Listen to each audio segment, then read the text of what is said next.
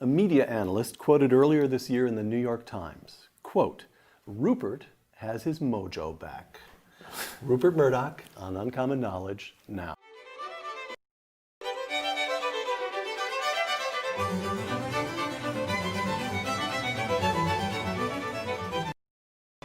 Welcome to Uncommon Knowledge on the wallstreet.com. I'm Peter Robinson. When his father died unexpectedly, Rupert Murdoch, then 22, inherited an afternoon newspaper in Adelaide, Australia, The News. Some 6 decades later, Mr. Murdoch serves as chairman and chief executive officer of the company for which the Adelaide News served as the foundation, the News Corporation, overseeing media properties now on 5 continents, including the Wall Street Journal, Fox News, the New York Post, and 20th Century Fox, the Los Angeles film studio where this interview is taking place. Rupert Murdoch, welcome. Thank you, Peter. Segment 1, the new News Corporation. You announced last spring that you intend to split the News Corporation in 2. One company, which will continue to be called the News Corporation, will be devoted to publishing. It'll hold HarperCollins, the book publisher, and your newspapers. The other company, which will be called the Fox Group, will be devoted to entertainment. You spent your life building the News Corporation. Why split it in 2? Basically, it's very interesting. Because to start with, I resisted the idea for a long time. But what it's led to is really better and more intensive management of all these assets. And instead of just thinking, well, there's a lot of money coming in from cable television and we can keep the newspapers, it wasn't as bad as that. But we really are now in this new company looking at the whole business model of newspapers, what we can do, what digital developments we can make. It's a great opportunity. The Economist magazine, quote, "Investors so distrusted the mogul's devotion to unprofitable newspapers." Everybody knows you love newspapers. That for years, a Murdoch discount has dogged the company's share price. So that's the pressure from the market that you're referring to. Yes. The markets wanted you out. Newspapers unprofitable. Why do you want to be in that business? Oh, I think they can be a great force for good still and do a lot of things. And I think, they've just got to change their business model. And that's what we're about. We're thinking about that very hard and, in fact, working on it and going forward. If the advertising is going to decline, and it has declined, a lot of it, like small ads, I don't think will come back. We have to look to our readers to pay us more. So we have to get them better products. We have to have digital versions, which we charge for properly. Maybe start all sorts of new things, which will be tied into the newspaper apps. All right. Now, preparing for this interview, I live up in Silicon Valley, as you know. I asked a number of friends what they would do with your newspapers if they were in your position. And those friends said, sell them fast. You've got a situation now in which advertising revenues have declined, but the rate of decline has slowed. So for some number of years, newspapers will provide a modest but reliable source of cash, effectively coupons. And the reason for selling them now is because private equity companies, with the economy in uncertain shape, are sitting on a lot of cash. This is the perfect moment to sell those dogs. Get rid of them. There's no real growth in them. So what I'm trying to get is whether you won't sell them because you so love them. And you said earlier, you can do a lot of good with them. And it is an important fact in understanding your life that one grandfather was a preacher. You do feel a duty to do good with what you own. Oh, absolutely. Or do you say, whoa, the market is wrong. I've been in this business all my life. I see opportunities the market is missing. Well, I think both. I do see opportunities, but we'll see how it develops and how we go. But we've got people working on all our newspapers now really enthusiastic about the future. And it's great. But, it is difficult. The economies we operate in, less so here, perhaps, although I'm not optimistic, but they're very difficult in Australia and in Britain. That affects circulations. And we're moving more and more to a subscription model, as we have here with the Wall Street Journal. I see. Where well over 90% are subscriptions paid for by credit card every month, just as really every newspaper in America is. While we're still with newspapers, one success story and one not so successful story. You mentioned the Wall Street Journal. You bought that paper in 2007, circulation about 2 million. That included the digital side, yes. All right. Circulation today, just about flat. But by comparison with the other members of the 10 top circulation newspapers in the country, maintaining a flat circulation represents an enormous triumph. 9 of the 10 others, Yeah. all have dropped circulation. The New York Times over the same period since 2010 is down circulation 20%. So the News Corporation purchases the Wall Street Journal, and the Wall Street Journal does something no other major newspaper in the country does, which is to hold its own in a very tough climate. How did you pull that off? Well, I had a brilliant editor. I've got to really give him the credit for it, Rupert Thompson, who incidentally will be the chief executive of the new publishing company. The new News Corporation. The new News Corporation, yes. And he's gathering a team around him. But he really did it and slowly turned it around, turned the staff, changed a few people, and then introduced new sections. I mean, you look at when we bought it, they just started the Saturday edition. And everyone was very divided on whether this was a waste of money or a mistake or not. We've made it far the best read of all of them. And we've added sections, really distinguished book reviews. Book reviews, Washington coverage, sports. And leisure activities we call off-duty. Right. So it's something for everybody there. She just made it a fuller, richer experience. Absolutely. And I think daily, The Daily. we've been on the news. We have, the Wall Street Journal didn't mind often if they were a day late, because they would take the news, they'd spend a lot of time writing long pieces, sometimes very well done, but people would say, oh, I must put this aside and keep it, but never get to it. Now we try and keep it much more urgent. It's about, what happened in the last 24 hours. Right. And what is happening in the world on a bigger scale. The not so success. iPads, smartphones, e-readers, lots of people expect those to save newspapers, and you and Apple, in a joint venture, developed The Daily, a newspaper, I think that's the right word, but no newsprint, a newspaper intended from the very get-go for the iPad. And 2 years and $40 million into it, you pulled the plug. What went wrong there? Yeah, it was less than 2 years. But, Less than 2 years. And it wasn't a partnership, it was us. But it just didn't catch on. I think, if you needed, an established brand. Now you take the number of people who pay real money, this was $1 a week, who pay real money for the Wall Street Journal or the London Times on their iPads, or even the New York Post. It's very, very different. But if they're good and good looking and they feel like the paper, they feel everything is there, people will pay for it.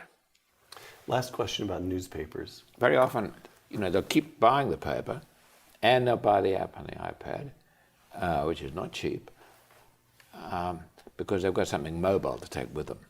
But so, is it fair to say that the failure of the Daily reaffirmed the value of your major brands? Absolutely. It's very hard to invent a brand. The Wall Street Journal means something to people and has for decades. Yes. The London Times means something and has for centuries in the case Yes. of the London Times.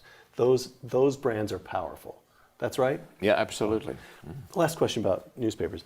After you graduated from Oxford, for a few months before you went home to Australia, you did a stint with the Daily Express, working for one of the most colorful press barons in British history, Lord Beaverbrook. And in those days, I've heard you talk about it, the romance of putting out a newspaper, it was almost factory work. Setting the type, inking the rollers, the great crash and the hum, the thrum in the whole building when the presses would start to run. These days... Well, there was a lot more to it than that, but that was the romantic side, yes? Well, the romantic side. These days, any kid with a computer can start, in effect, a newspaper. What I'm getting at is, in the old days, you had to have capital. There were very serious barriers to entry. Before anybody launched a new newspaper, everybody in the business knew about it because he'd been around to bankers and he'd been buying equipment and so. And these days, the capital requirements are essentially zero. So what? Well, they've got to start, they've got to produce a product, they've got to employ a lot of people. It's not just any kid. A kid can do a blog, which can be very interesting, but that's not a newspaper. Right. Well, so that's what I'm getting at. Someone can steal a lot of stuff from the existing newspapers. We have that problem. So that's what I'm getting at is, what have you got in the 21st century when the technology has changed so dramatically? What is it that you have after 6 decades of placing your life in this industry that represents a distinctive and competitive advantage about the new news corporation? Well, we have a lot of experience in producing newspapers and a lot of feeling about where they fit in the society, and different papers in different ways. And they do undoubtedly still carry a lot of influence. I think probably not as much influence as politicians who are paranoid about them. As politicians suppose. Politicians, every country, they worry about what's in newspapers. I think more than the readers. I mean, readers, if they enjoy the experience of reading a paper, they'll buy it even if they disagree with it. Right. But you can stimulate discussion, you can change the agenda, that sort of thing, a little bit. So you've got brands, and you've got 60 years of experience, and those are not easy to duplicate. Oh, I don't know about that. Maybe, younger people are very good. Take someone like Robert Thompson, who's 30 years younger than me. He's great. He understands it totally. And so do other people like Jerry Baker, the new managing editor of the Wall Street Journal. Yes, sure. Segment 3, the Fox Group. How did a newspaper man end up assembling one of the biggest and most profitable film and television companies on the planet? You began complementing your newspaper holdings with broadcast properties way back when you were in Australia. Mm-hmm. So you've got a few newspapers, and then you purchase a television station. Clearly, faster than other people of whom I'm aware, you understood that these properties were complementary, but in what way? One would throw off cash when the other needed cash, or what? Yes. How did you? No, we could see very clearly that television was going to be a powerful medium, and it was going to take a lot of money out of the advertising pie. I think that's why every newspaper, from the Washington Post to our little paper in Australia, wherever you look, tried to get into it. In Britain, it was a little different, although they were in it early. The BBC was so omnipresent, controlling of everything. Newspapers were slower to move on television. But it was the common sense thing to do. And now, of course, first it was to save ourselves, and then as we got into it, it was to create more choice, more variety.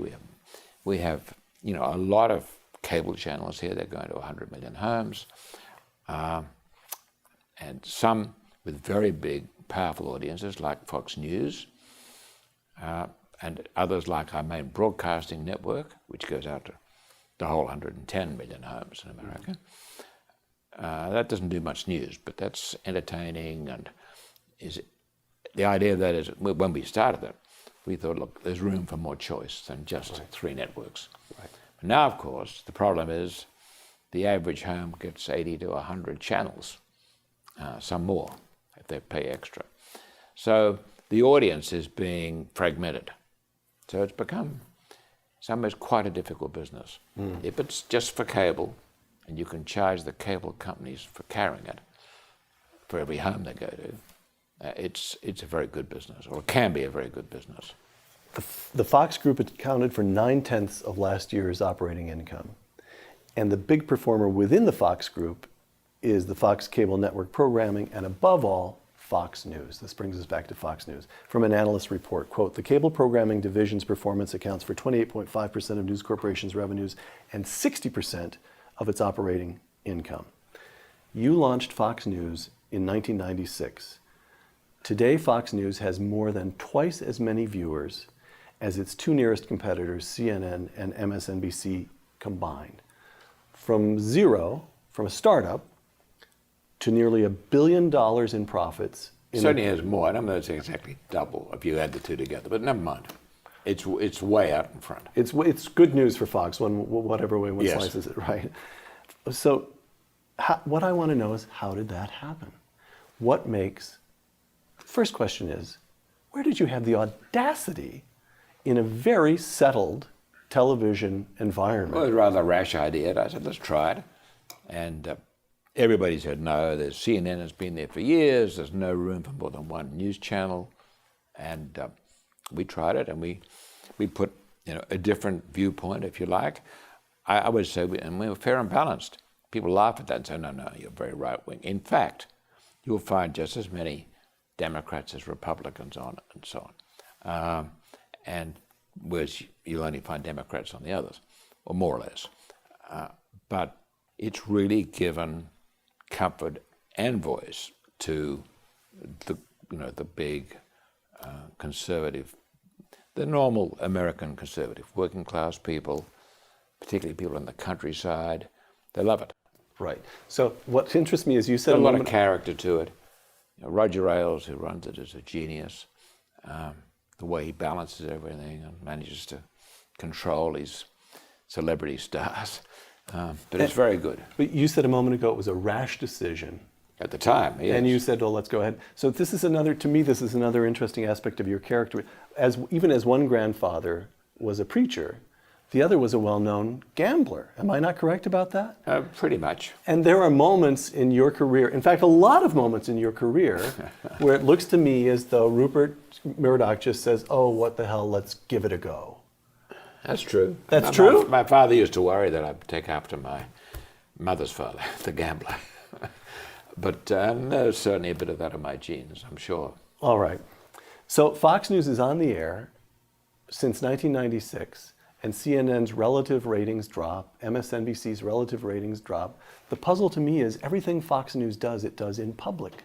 There are no secrets about how you do what Fox News does. It does it on television. Right. Why is it so difficult for anybody else to get the hang of it? Well, I don't think they're bad. You're seeing there's big changes going on in CNN now. They've got a new head of it, and they're popularizing it, if you like, instead of moving in your direction. Instead of having the Ted Turner saying this is the New York Times of the year. They're not. They're CNN, and they're using helicopters and running around, being much more pop, if you will. I don't say they're politically any different than what they've always been, but they're just the way they present. They've sharpened up a lot in the last couple of months. All right. 20th Century Fox, one of the 6 major film studios in Hollywood. Last year, 20th Century produced Life of Pi, 11 Academy Award nominations, congratulations, and co-produced Lincoln, 12 Academy Award nominations, congratulations. I know you love going to the Academy Award events.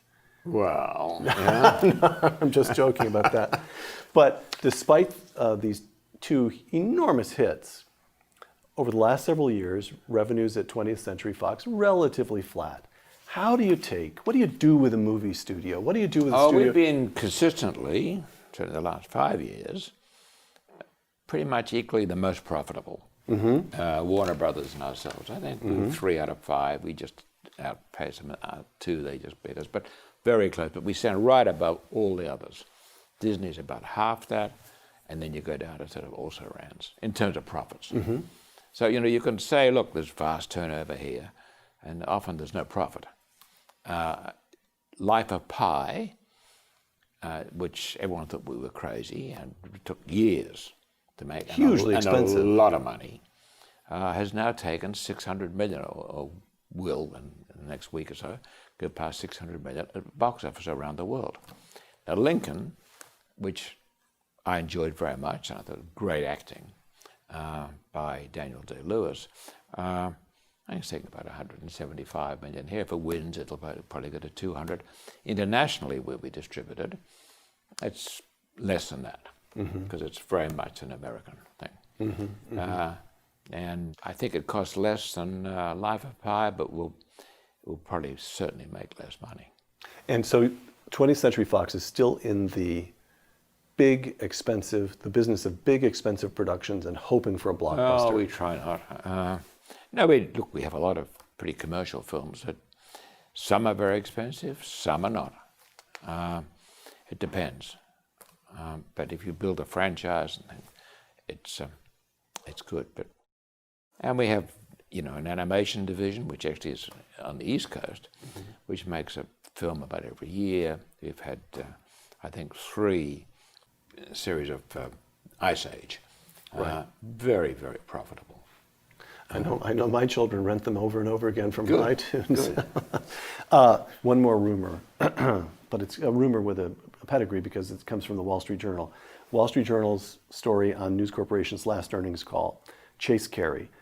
Mr. Carey discussed the possibility of launching a national sports network, which he called the worst kept secret on Wall Street, close quote. Are you going to go up against ESPN? Oh, yes. Oh, that's done. Definitely. No, but we're way down the road on planning, and we've announced it too. All right. I mean, we have a thing now called the Speed Channel, which is basically NASCAR. That's going to be converted into Fox Sports 1, and we'll have a lot of sports. Probably won't have NFL because that's so expensive, but it'll be very bright and a very interesting alternative to ESPN. Segment 4, education. Bill Gates spends his foundation's money on healthcare. Other philanthropists make donations to universities. But perhaps the central concern of your philanthropy is schools, not universities, but K-12 schools. I know you devote a lot of time personally to the Harlem Village Academy, for example. Why? Why well, schools? not enough time.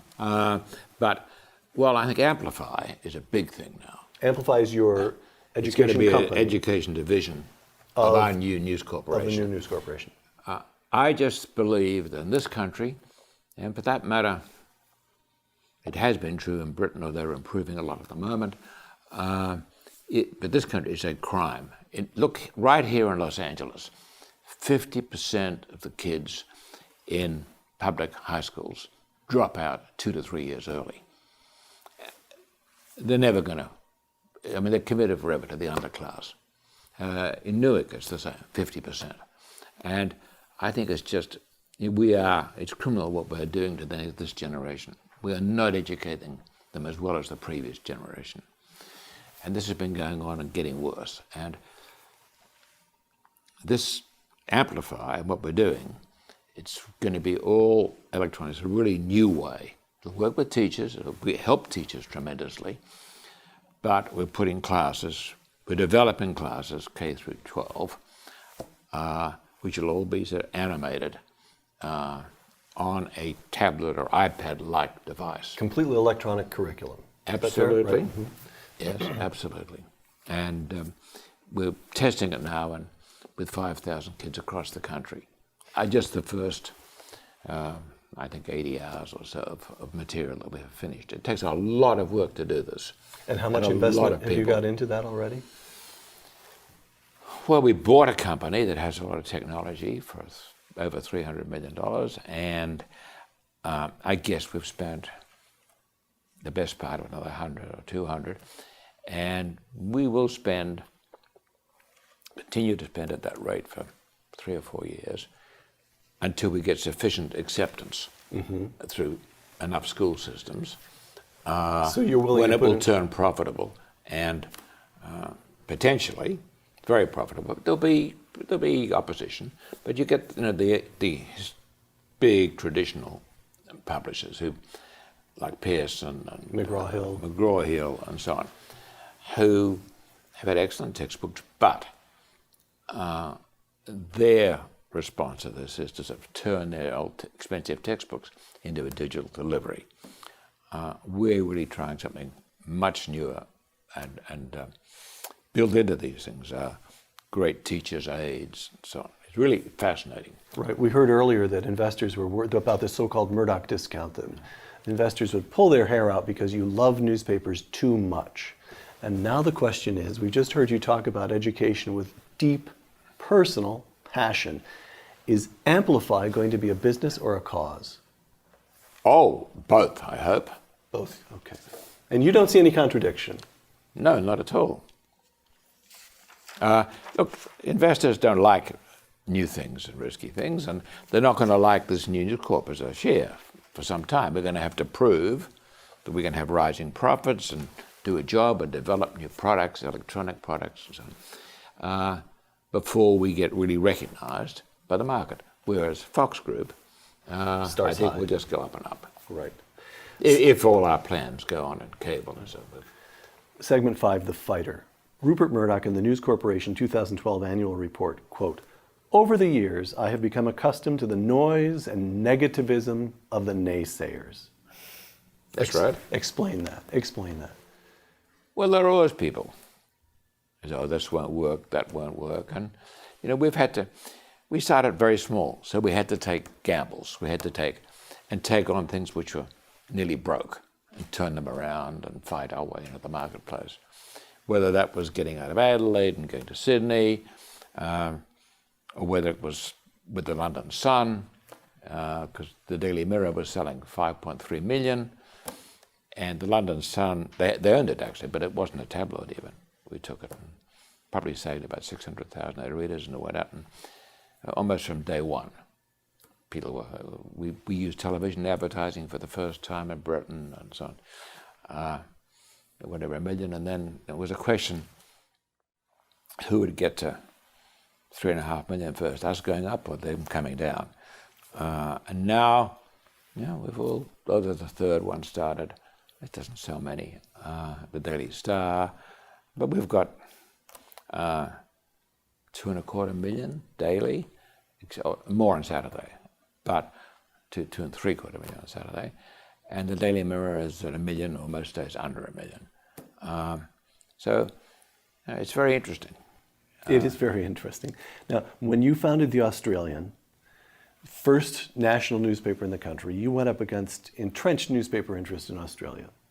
You buy the Times of London, and you took on the British Oxford-Cambridge establishment. They did not like this crude foreigner moving into their turf. Well, I don't know, that's true. Yes, quite a lot of people. There was some of that. Oh, There yes. was a lot of that. And then when you founded Fox News, you took on the media establishment here in the United States. But all this is very odd. You were born into a leading Australian newspaper family. You attended Oxford yourself.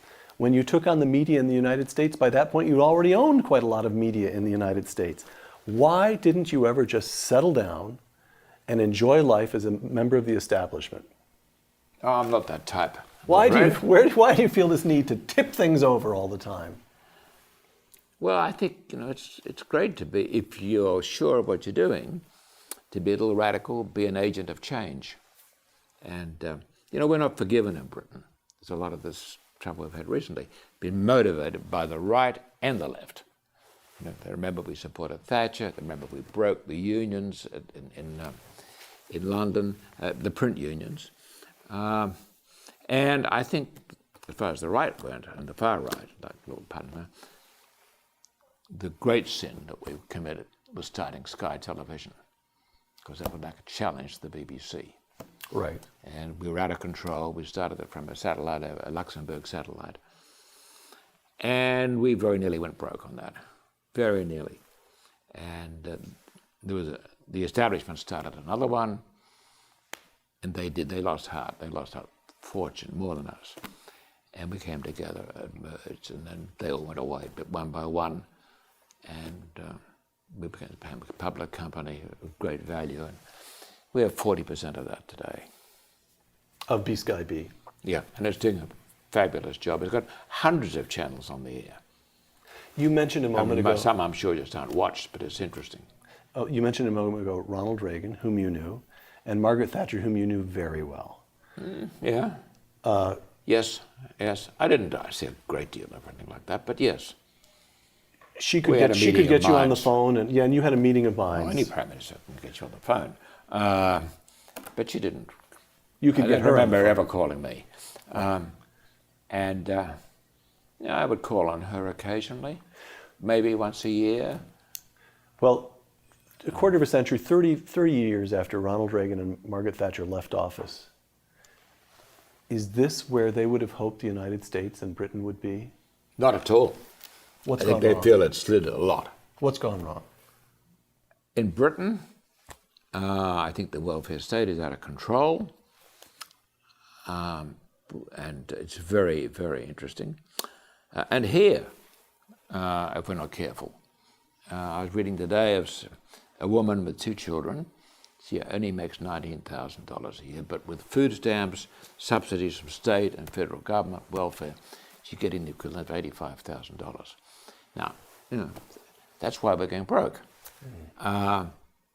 We had a story the other day, we put it on page 1 of the Sun, which caused a tremendous stir, of a woman with 11 children from 3 or 4 fathers, the whole thing was welfare.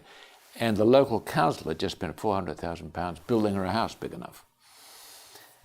And it was very interesting. I think she felt the pressure. She wasn't stupid. She went on the air and said, well, maybe she ought to do something different. But the resentment of this from working people. There's a lot of working people in this country and in Britain who are finding it very hard to make ends meet. Mm-hmm. And I think it's another problem here in this country. There's always been a problem of class and things in Britain, but it's different. Here, if you read their book, Coming Apart, by Charles Murray. Charles Murray. Really worrying what's happened over the last 50 years. It was only about amongst the white population. But the rich got richer. The kids go to fancy schools. Ivy League schools. They marry other kids from Ivy League schools. Their kids go, and then you can see where they live. They're all in the same set of zip codes with other people of privilege of some sort or other. Whereas the 80% is really gone. It's terrible. It's gone from 5% to 40% single mothers.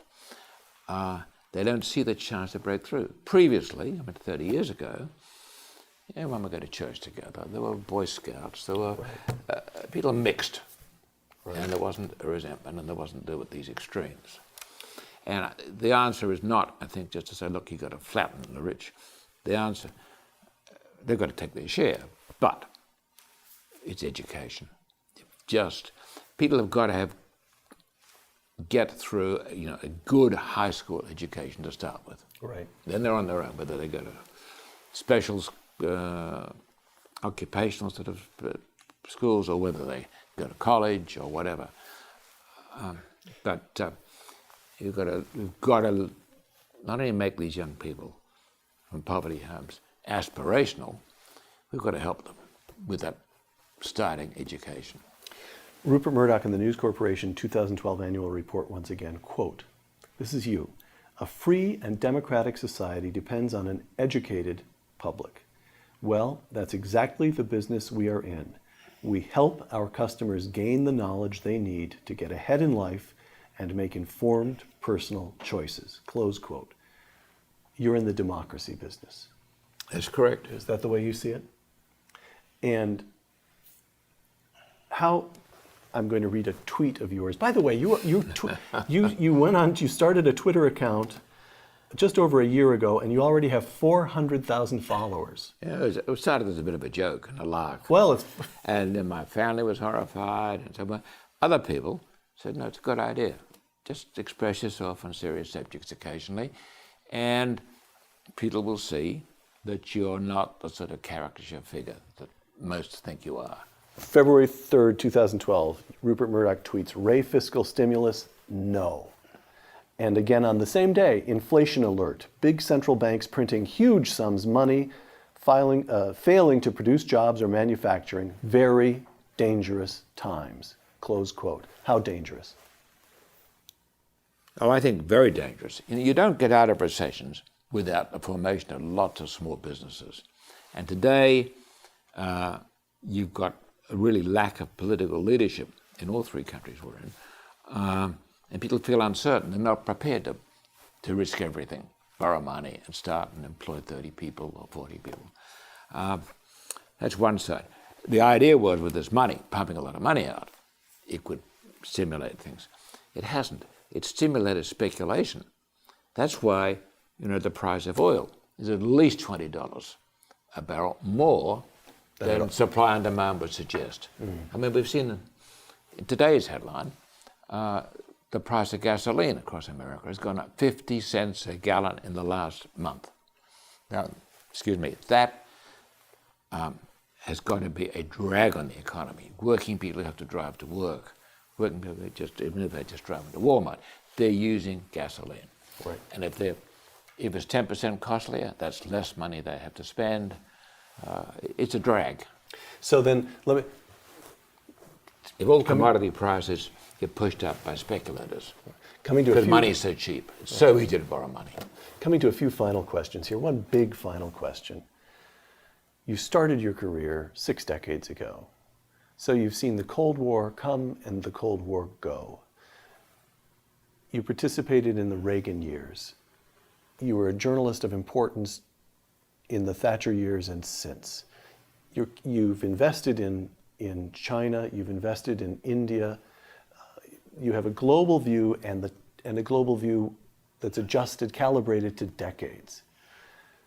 Do you look at the United States and Britain today and see yourself in the position, let's say, of St. Augustine in the 4th century, 5th century, as he looks across the Mediterranean to Rome and realizes that his civilization is coming to an end? He still has a responsibility to do as much good as he can, but that something that he treasures is ending. Or do you say, I've seen a lot of rough patches in my lifetime. We're in another rough patch now. But the underlying dynamism and strengths of this Anglo-American experiment in democracy will see us through yet again? Oh, I see the latter. I think, sure, we're in a rough patch, but with help, yes, I think we will get through. So you're an optimist? I'm an optimist about the future. All right. Last couple of questions. There's a lot of nonsense going on about a lot of things, but I'd recommend anyone to read The Rational Optimist by Matt Ridley, which points out that through all the rough patches of the last 100 years, the average living standard of every citizen, that includes people who have come out of poverty, has gone up by 10 times. 10 times. If you think 100 years ago, right, what things were like. How many people had, inside toilets or whatever. Right. It's really amazing. Right. Right. And now we're seeing that there's breakthroughs that are coming in biotechnology and so on. It's really a very exciting future. A couple of last questions, one of which is mandatory for anybody who interviews you. You have 3 adult children, Lachlan, James, and Elizabeth, each of whom is now a very accomplished media executive in his own right. At the same time, you have reportedly told your biggest outside shareholder, Prince Walid, quote, I'm going to stay on as CEO until I'm 130. So as I say, more realistic than that, really. Last question. Bill Gates put in his last full-time day at Microsoft at the age of 52. You have no interest. You and I have talked about this. You have no interest in putting in your last day anytime soon. What keeps what Bill is doing? I mean, I think some of the work he's doing, malaria, HIV, have been incredible. But what keeps you at it? Very generous. What keeps you at it? But I just love it. I have very busy days, and it keeps me stimulated, keeps me curious. That's the way to stay young. Rupert Murdoch, Chairman and Chief Executive Officer of the News Corporation, thank you. Thank you very much, Peter. For Uncommon Knowledge, I'm Peter Robinson.